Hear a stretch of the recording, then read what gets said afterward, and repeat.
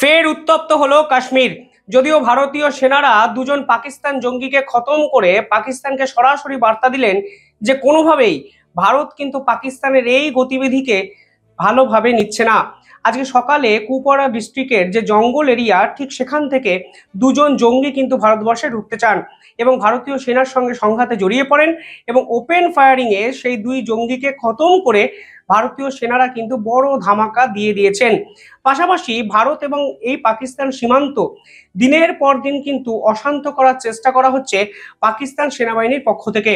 কালকে পাঞ্জাব বর্ডারের কাছে 5টি ড্রোন তারা ভারতের দিকে ছেড়ে দেয় এবং ভারতীয় সেনাবাহিনী যখন 5টি ড্রোনকে উদ্ধার করে তখন কিন্তু তারা রীতিমতে চমকে যায়, কারণ প্রত্যেকটি ড্রোনে পিস্তল টেপ দিয়ে আটকানো ছিল। অর্থাৎ বার্তাটা স্পষ্ট পাকিস্তানের পক্ষ থেকে, তারা যেন তেন প্রকারে ভারতের সঙ্গে ফের একবার সংঘাতে জড়িয়ে পড়তে চাইছেন এবং তাদের দেশে ঘটে চলা যাবতীয় ব্যর্থতাকে অন্যদিকে ঘুরিয়ে দিচ্ছেন। দেখুন, পাকিস্তান সেনাবাহিনী এই মুহূর্তে বালুচিস্তান লিবারেশন আর্মি, তাদের দেশের তেহরিকি তালিবান, ডুরান্স লাইনে আফগানিস্তানের সেনাবাহিনীর সঙ্গে সংঘাত, পিওকেতে সাধারণ মানুষের বিক্ষোভ এবং কালকে তেহরিকি লাইবাকের পক্ষ থেকে সেনাবাহিনীর বিপক্ষে যেরকম লং মার্চ করা হয়েছে তাতে কিন্তু রীতিমতো ভীত এবং সন্ত্রস্ত।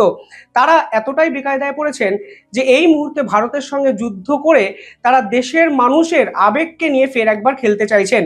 আর এর জন্যই তারা ধারাবাহিকভাবে ভারতের সেনাবাহিনীর সদস্যকে উস্কে যাচ্ছেন, কিন্তু ভারতের সেনারা কিন্তু অত্যন্ত দক্ষতার সঙ্গে পাকিস্তান জঙ্গিদের খতম করে সেনাবাহিনীর ফাতা পাদে পাটা দিচ্ছেন না।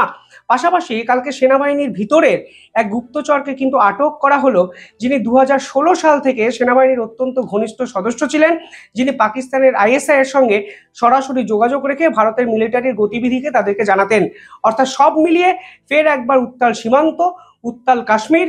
শেষ কোথায় ভারতীয় সেনাদের মতো আমাদের কাছেও কিন্তু সব থেকে বড় প্রশ্ন।